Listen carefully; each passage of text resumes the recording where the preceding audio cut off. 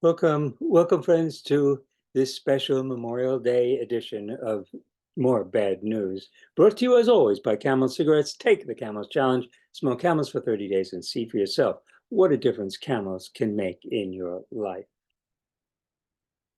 Well, my friends, it has been another week of very bizarre and bad news. Uh, just, today is Lag BaOmer. It's the 33rd day of the counting of the Omer. We count the Omer between Passover and Shavuot. Shavuot is these are pilgrimage holidays, but they're also harvest festivals.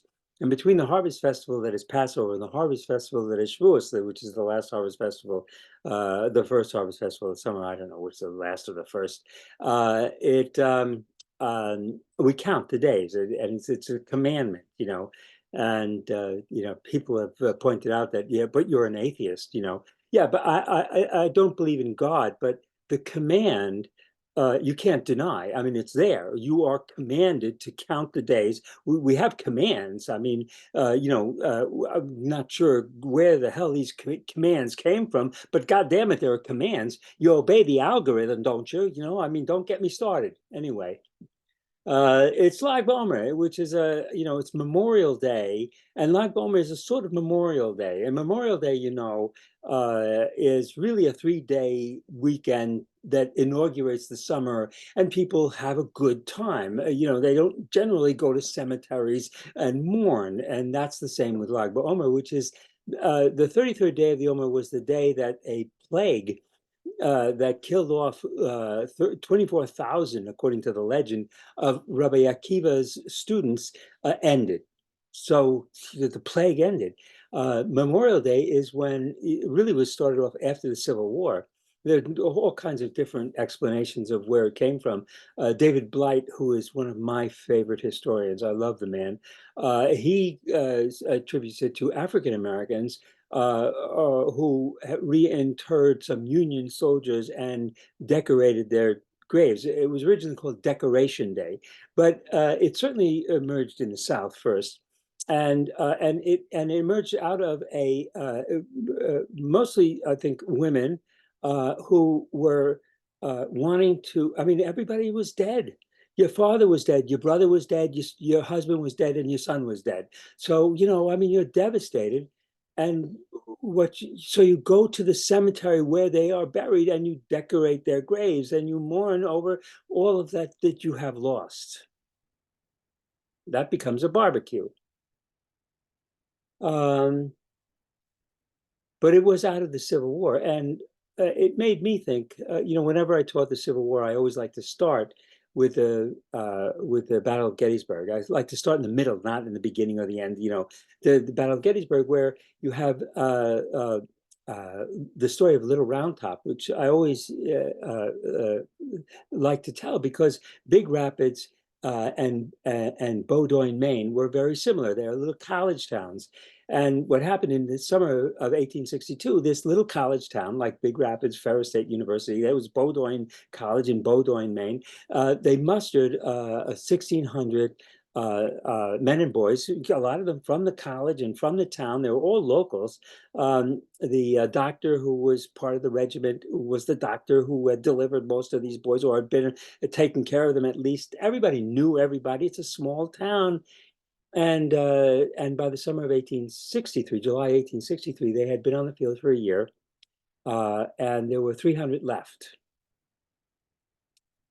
And these 300 boys from Bowdoin College were on their way to Gettysburg, and they found themselves on top of this little hill, Little Round Top. And they were told that Joshua Lawrence Chamberlain, the professor, I love it because a professor of literature, he was the guy who was running he in charge of these boys from his college. And he was giving the order, you are the flank. You cannot give up this position. You cannot allow the Confederate Army to get by you. If they do, they will they'll outflank us, they'll roll up the Union Army and we'll lose the whole thing. Do you understand? You have to hold this position to the last. And there's a incredible movie, Gettysburg, the movie, wonderful, wonderfully done with, uh, yeah, some of my favorite actors, and they depict this scene from morning until evening. Uh, Boys from Alabama come repeatedly. What they do is you attack, you retreat, you move to the left, you attack, you retreat, you move to the left, you attack, you retreat. So in every one of these attack, retreat, attack, retreat, attack, retreat, you imagine yourself as you start off in the morning and the first attack up the hill, and you're all running up this hill, and you're in the back. I mean, there's five rows of people in front of you. Um, and now this is the fifth time you're running up the hill, and now you're in the front. And you know very well, perfectly well, that it's your time. You're not coming down that hill. And your only hope is that maybe you'll be able to take one of those damn Yankees with you. And those 300 boys fought there all day long, and they lost half their number. And you can imagine, and then the next day, Robert E. Lee sent uh, uh, 15,000 men into a charge through the Union Center, Pickett's Charge, it was called, and 6,500 men died within a couple of hours, just dead on the field. You can imagine that there were a number of small towns in the South that had mustered a regiment of 1,000 men. Um, all of whom fell on that field that day in an hour. And you can imagine the telegram arrives. There are no more boys from this town. They're all dead on the field. They died in Fredericksburg or Gettysburg. Um, the book to read for this is The Republic of Suffering, Death and the American Civil War by Drew Gilpin Faust. First president of Harvard University from the South. And after she was president of Harvard University, she got on the board of the, big bank in New York. So it's Memorial Day, and it just got me thinking of the Confederate flag, which you see all over the place in Michigan.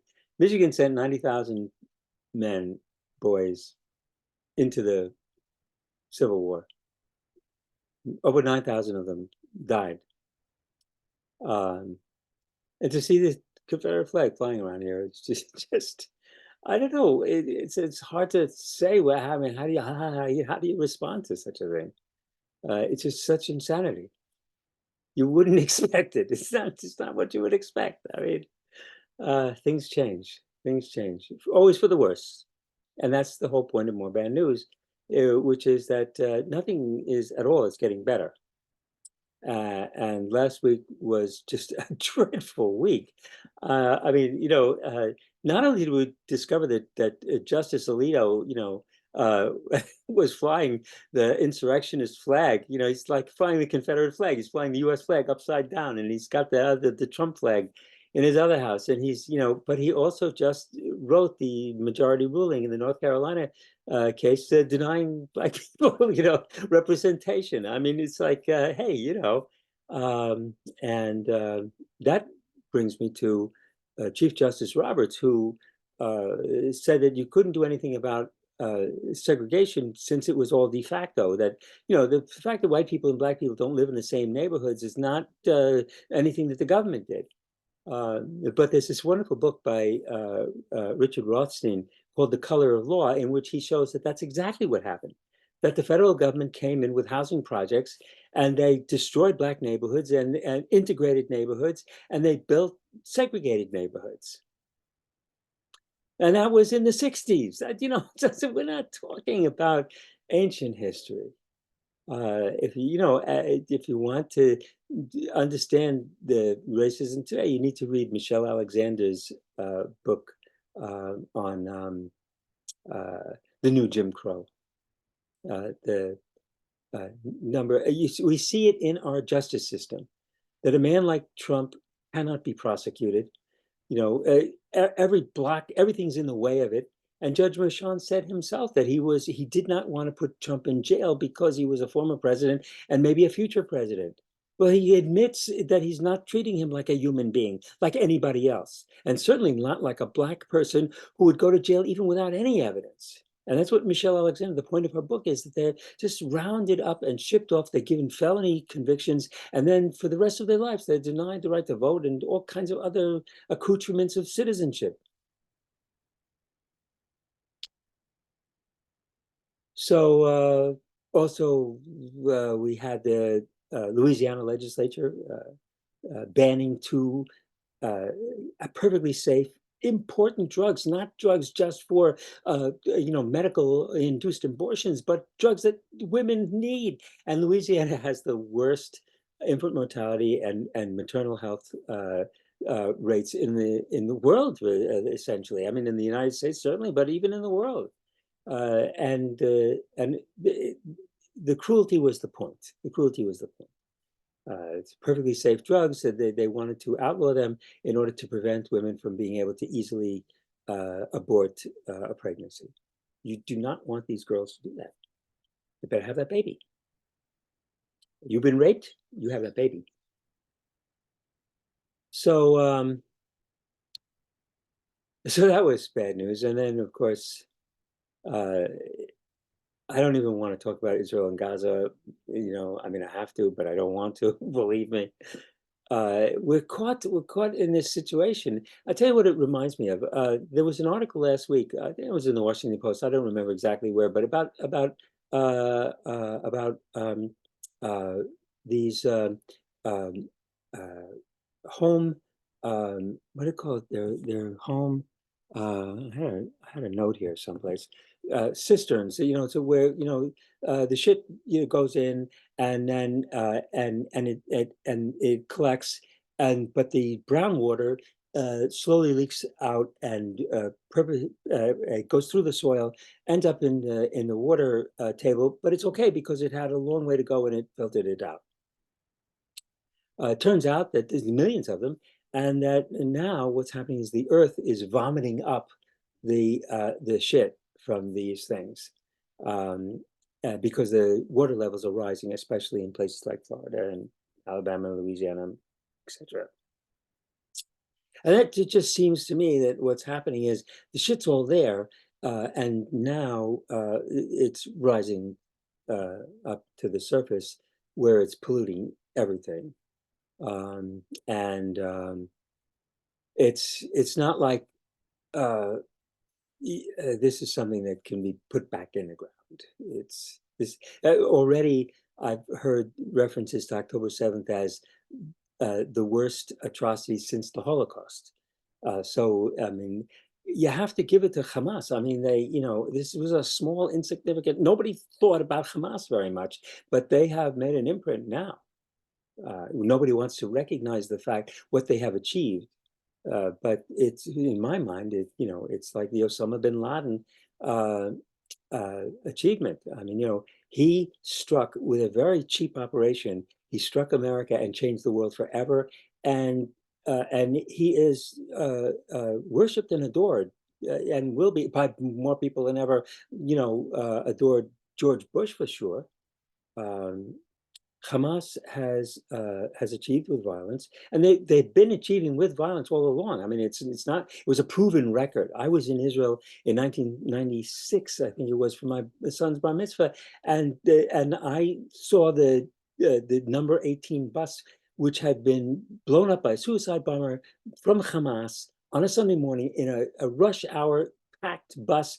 And so everybody in the bus, and the people in a bus on a Sunday morning, are workers. They're all, and they were Christians, and they were Jews, and they were Muslims, and they were and they were Israeli workers. There were people who get on a bus on a Sunday morning to go to work, and they were all blown up to pieces, and all their bodies were were scraped off the buildings into uh, coffins, just body parts, so that so all the Christians and Muslims and Jews and Bedouin were all just put into one pile and then buried together, and that's to me precisely what's going to happen to the rest of us. We're all going to be mixed together in one huge cemetery, which is the planet.